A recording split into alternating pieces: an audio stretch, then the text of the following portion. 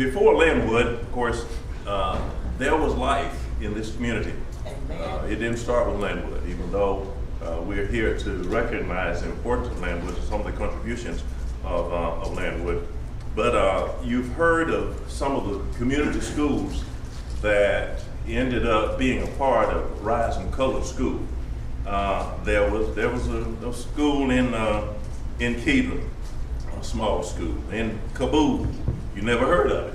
It's north of here on the Cotton Belt. There was Zion Hill, Liberty Hill, Unionville, Union Grove, schools scattered throughout, and all of these eventually became a part of Rison School. And I want to note peace, and this is an example of if you don't continue to live your history and be reminded of your history, you could be like peace.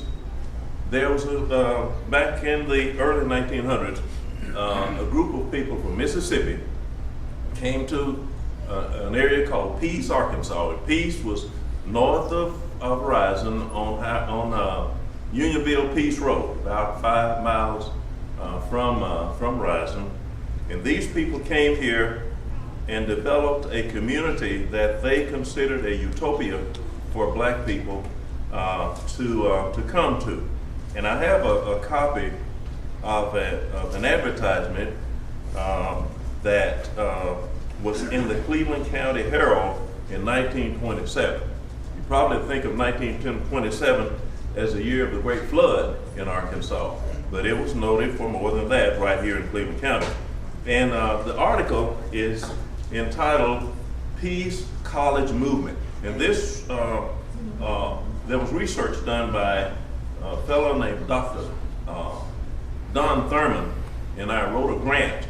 And this grant developed a situation where we would study about the history of this community. And I had the opportunity to go to different locations and talk to different people about peace and its contributions. And I did an interview with a fellow in Hot Springs, and he told me about peace, and one of the founders, and let me give you some names of some of the founders there: the Bullard family, and the Walkers, and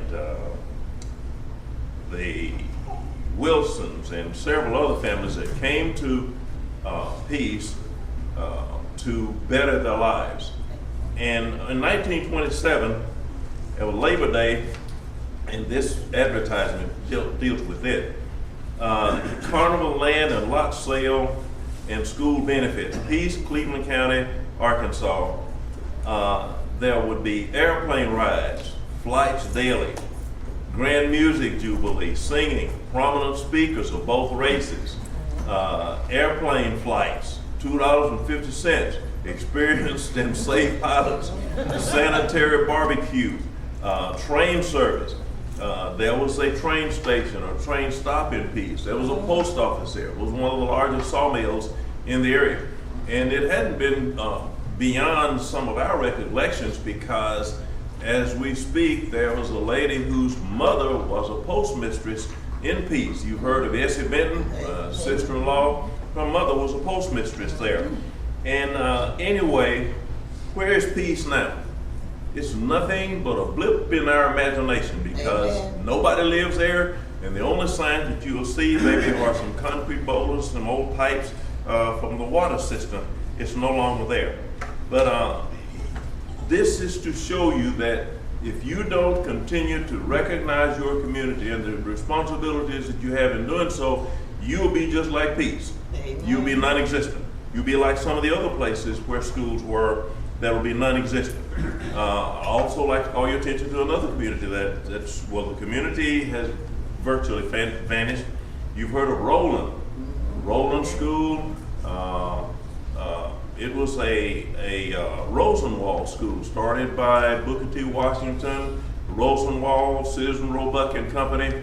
Rosenwald was a philanthropist, and he saw the need for improving the education of blacks throughout especially the South, because after the Civil War and Reconstruction and Jim Crow, and all of this stuff, we were lacking in places of growth educationally. So Rosenwald helped to establish schools throughout the South. And the number was close to 5,000 schools that were established here. Now, I remember Roland, and the way I remembered it was because when I was in elementary school, some of the kids from Roland came to Rison Colored School for their education. Roland was a school that only went so far as the 8th grade.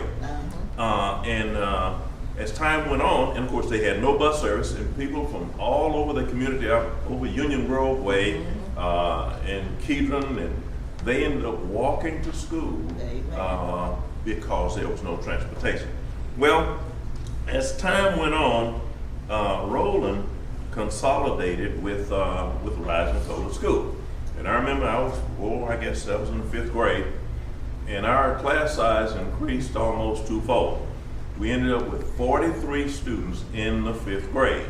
Overcrowded conditions caused us to, the principal, Mrs. Wade, Geraldine Wade, decided that she would take some of the students out of the 5th grade, put them in the 6th grade, so it would relieve some of the pressures of having so many kids in the 5th grade. I was one of those students, so I was thrown into a class beyond where I should have been. I'm in with the 6th grade kids, and I was competitive. I made A's and B's there too. So throughout that year, I'm thinking, I'm a 6th grader now, so by now some of the kids had dropped out, and you had fewer numbers of kids going into the 6th grade. So guess what? I stayed in the 6th grade. So you're looking at someone who never finished 5th grade. Did 2 years in the 6th grade. But anyway, and back in the day, there was one building, by the way, and you'll probably seen pictures flashing on the screen. The building encompassed the elementary through 12th grade. On one end of the building was you had combination of classes, 1st and 2nd, 3rd and 4th, 5th and 6th, and on the other end you had your seniors there. But anyway, I had a wonderful time as a student.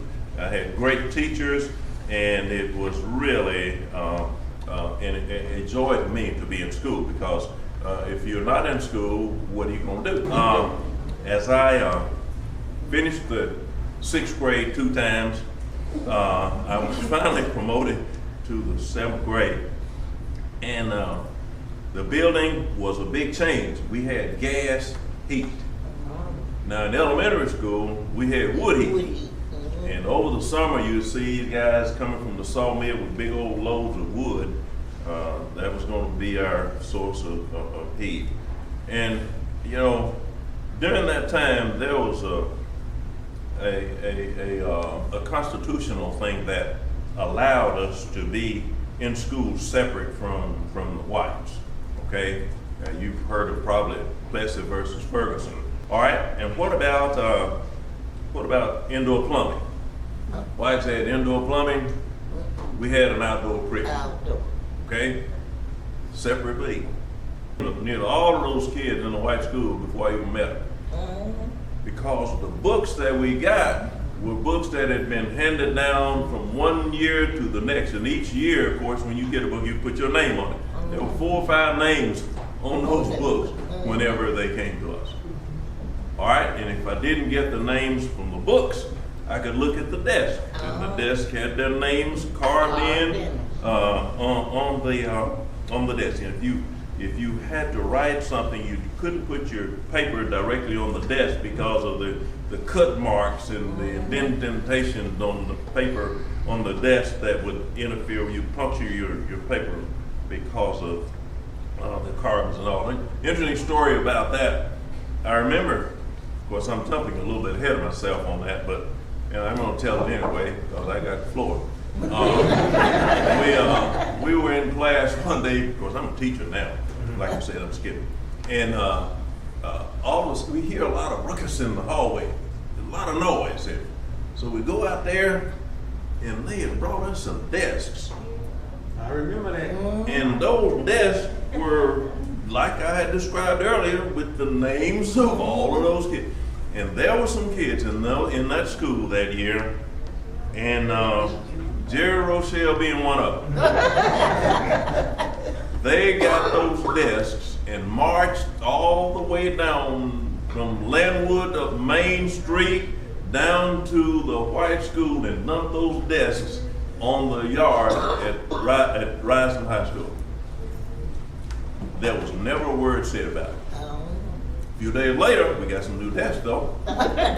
So there were protests even at that point. And well, anyway, and carrying on, the Whites had a gymnasium to play basketball in.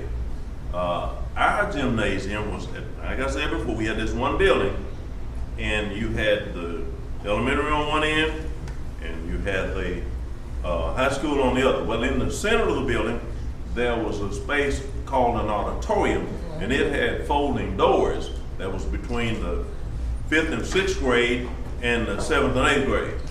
So during a sporting event, we'd open those doors up, they'd fold back against the wall, and that was our gymnasium. And there were no bleachers, and if you found space, you lined up against the wall around the perimeter of the building. Well, a lot of the people in the community decided that we needed a gymnasium, and there were some old abandoned buildings in the community, and they tore those buildings down and used the lumber to build a gymnasium at Rison. And we got Sister Lee back there, and if I'm not telling the truth, you can call my attention to it, because I think you were there during some of this stuff that I'm talking about. And so far as athletic equipment was concerned, if we had a ball, we bought the ball. They had basketballs, and we bought our own balls. And I remember we sold candy, and we sold various other things to raise money to buy some of the stuff that we needed. And I remember one time, Ms. Wade, we got a school bus, and we went and picked cotton in a cotton field to raise money to buy some of the things that we need. Separate but equal, huh? I don't think so. But anyway, it was still a great experience for me throughout my high school years. I loved it. I hear kids now talk about how they hate school, but I loved it, and I loved being. Of course, if